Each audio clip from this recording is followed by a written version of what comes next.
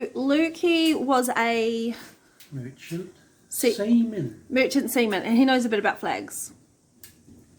So what were you saying about the flags and what has happened recently? Recently with this flag that we've seen that was actually defiled by the purple thumb people or persons. Pete, can you get the picture of it? Which is the ensign for our people that we used in commercial trading.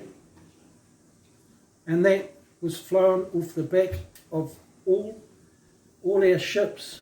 What the purple thumb people, or the purple circle, or whatever they want to be called, what they did, they plagiarised that flag and they put glossa on it.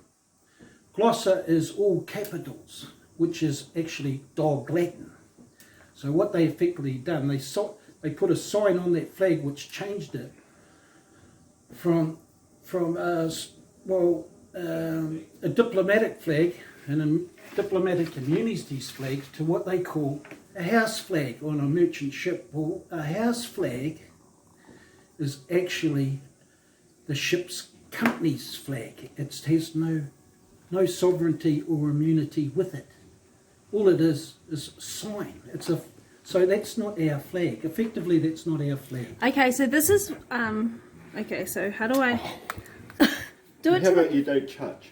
Okay, I got in trouble there touching someone else's flag. It doesn't actually belong to us. It has nothing to do with us. Okay, so this is the purple thumb flag. Sorry, sea pass. And you'll see the flag, they've written all over it. And is that treason? Well, they claim they changed that flag, so it's not our flag. It doesn't pertain to us.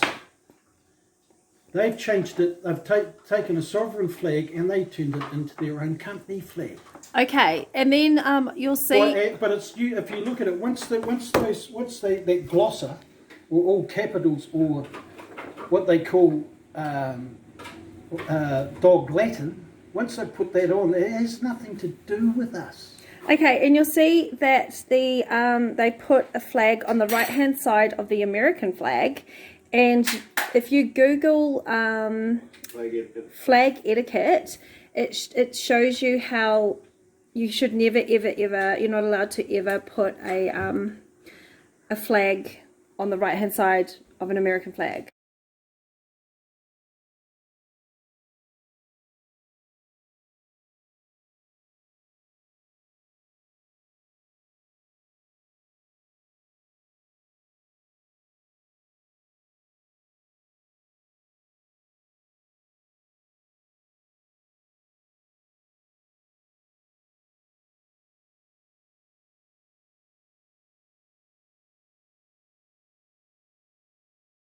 New Zealand, the merchant duster it's called, is a red flag.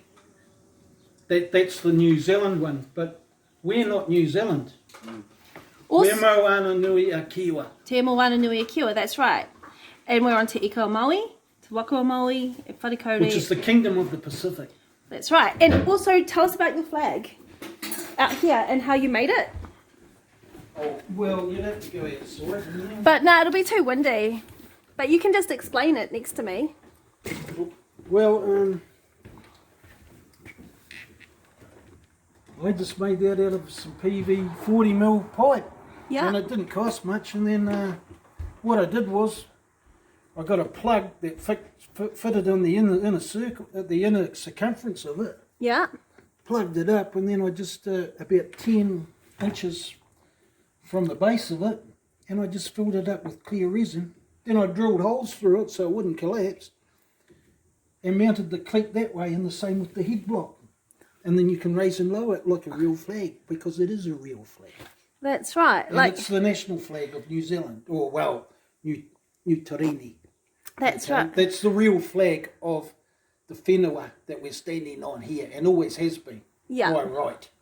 And also, as of right, which can also be said as expedito justatite, which means in Latin as of right. And also, how did you manage to get it to your fence? Because I don't know how, there'll be people out there that don't know how to do stuff. Well, all I did was, those are 1 inch, I think they were 6 by 1s. I cut 3 of them, and then I got a hole saw, drilled them independently. Yeah. With the 40 mil hole saw. Yeah. Then stacked them on each other. Drilled coach bolts through them, and just mounted them to the top of the taff rail on it. Cool. And it just flies so perfectly because it's so lightweight. It's not heavy like an actual pole, eh? No. So that's PVC pipe. Yeah, 40 mil. With the resin in and it? You can buy the cleats at different marine shops like Burns Co's and that. So it's marine ply? No, that's just treated timber. That's all it is at the base. It's nothing fancy, you know. You can make that out of scrap, you know. It's not going to cost you an arm and a leg. Yeah, that's good. The most expensive thing on it is the flag. Yeah, the flag was $90. Cool, that was a good. Container ships hadn't really started. So you were. That's called a reefer ship. So you were on this ship? Yeah, well, that's called a reefer ship. Down under here, all the hatches were freezers, and all the mutton and all that was hand stowed by wharfies or dockers. And on top, we'd take this to the UK and Europe. The hatches of this, before we sailed, that would be piled high, right up over the lids, and they'd put bales of wool on it, and then they'd canvas over the top of them, and then we'd hand stitch that down. This is what old seamen's work was like, you know. It was real labour intensive, and you had really big crews on ships in them days, eh? And that there is called a stalking mast. They could pick up 80 tonne in one lift. But see, this was pre-container ship days. That's when I went to sea. I learnt the old school way. And what were those flags on there? There's one there. There's the duster there, see? In the port there. And there's, I can't see at this angle, but the house flag's probably behind the funnel. Okay. Wow, thanks, Lukey. No? And we have over here Colt. He's the expert on Whakaputanga o ngā hapu. Do you know, Colt, we've had a lot of people ask about Whakaputanga. The gathering. Yeah, the gathering, and they want to know more. Want what? They want to know more. Well, they have to gather when the Rangatiras, time's right. when Rangatiras come together, That's 28th of October, every year, Te Tau Te Rangatira, not in no churches. Can you play as well, Luke? Because we've got all these guitars up here for ornaments. I'm the guitar mechanic, actually. The chief, he's the player. He's the chief player. Just say this comes out of a book called The Reader's Digest of Reverse Dictionary. Wow. And there's your ensigns and flags that explains everything. Pirate flags. See that? That's a duster. Yep. That's the English duster. Yeah. That's the English merchant duster. Yeah. See? That's a naval ensign there, English merchant. That's an English Royal Navy flag. Yeah. And that one there, oh, shivers. It tells you there. See, the blue ensign, the white ensign, and the red ensign. Oh. But it'll tell you what they all are. Yeah. Just got to go over the page, I think. Yep. But yeah. Wow. They all, see, even the way they're cut, that's called a pennant style. That's the blue Peter. See, that's the quarantine flag. That one there. Yeah. That's the yellow one, so that means the ship's in quarantine. This one here is called the blue Peter. When you're sailing, the day you sail on a ship, that goes up, and then then the skipper has to put the time of departure that ship's going to leave on the fucking sailing board, right up the gangway of the ship. Holy moly. Okay, that's how it works. There's a lot of significance in flags. in ensigns and flags and. Yeah.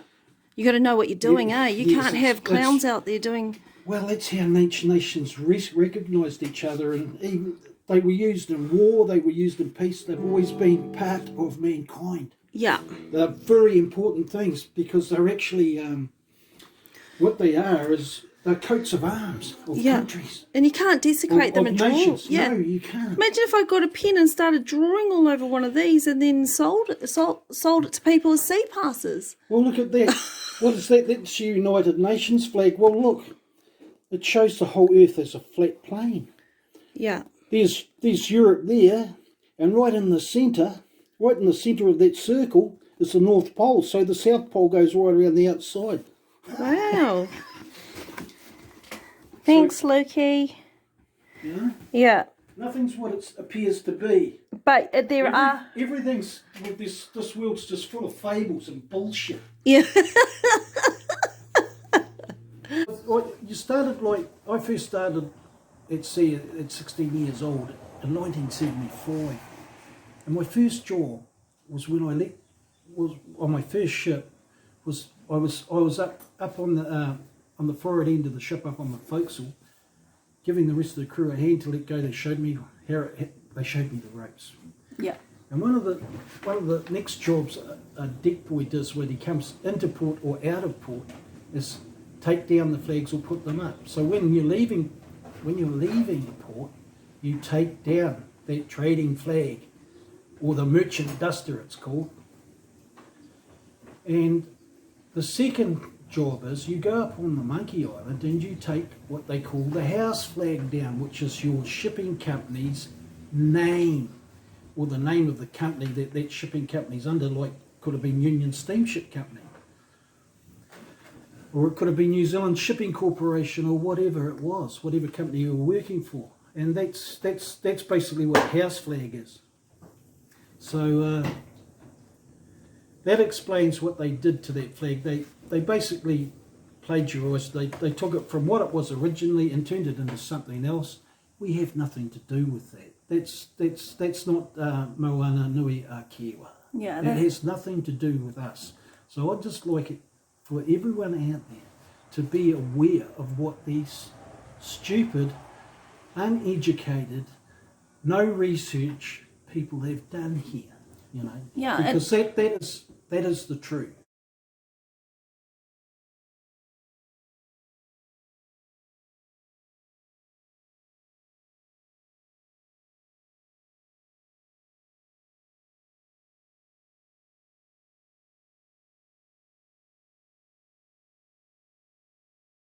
And also, Peter, you come over if you wanted to come into the shot over here next to Lukey. You basically copyrighted the cards, 10 years ago? Yeah, that's good. The artwork. Okay, so the designers are copyrighted probably a year. And no one had done them before you? Not that I know. Not that to that design. So No, the design specific to our group and to the Whakaputanga there were cards that were around at the same time, but they weren't at all like that. They were different type. They didn't even have diplomatic immunity on them or anything. So basically what I learned is that if you put on the right hand side of an American flag another flag, especially a sovereign flag, you basically are committing treason. Okay, so that's treason under the USA rules of etiquette. It is if you Google it, right? Okay. And then she's written all over the flag, and if she tried to correct that and put another flag on without the writing all over it, it would be too similar to yours, eh, Pete? Well, none of us, you can't copyright the flag. Yeah, you can't copyright the flag. I'm talking about the design of the card. If you have, if it's too similar, okay, if the positioning of all the pieces looks like our one, then that's too similar. If the artwork looks like ours, it's too similar. So it's really about the design of it, the way that they've been pieced together. It's a gloss art.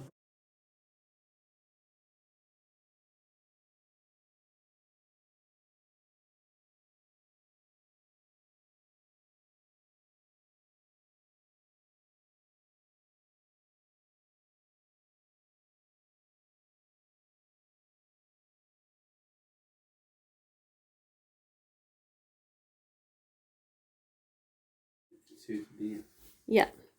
Yeah, I can edit it all. Yeah. Where's my glasses? If I put my glasses on. I can see what I'm noodling at. Oh, yes. So, well, on this picture here, I think this was off Greece. And I think that might be the Greek flag or the courtesy flag. Yeah. And I can't really make them out too good, but the other one's probably the house flag. This was a New Zealand corporation ship. This is when New Zealand had their own shipping company. And this was one of the flagships. This one was called the ORANGA. Wow. Okay, and she had a sister ship called the Waitangi, and I was in both of them. I served in both of those ships. And then later on, they brought in container ships. One of the biggest ships in the world appeared on our coast as the New Zealand Pacific. Wow. But these were the forerunners. They were reefer designs. They had beautiful lines in them. They were real beautiful ships, man. Whatever happened to them? Well, they cut them up for scrap. Fuck, which government was that? Well, Muldoon or something? Well, what happened was the New Zealand government scrapped them, and then scrapped the whole company, and the government injected $80 million into it. For every merchantman at sea, there was 15 people in their company office, and they says our wages were costing them too much. So when they got injected they got over $80 million. This was in the 80s. What they did was they went out and bought a fleet of BMWs for their staff. Oh, of course they did. Was this around 86 when they brought in the quota system? No, it was before then. It was way before the then. quota system. Because the last one I took back was, I dropped it off in Avonmouth. It was a run job. We took all the cargo there. And Avonmouth's up near Wales.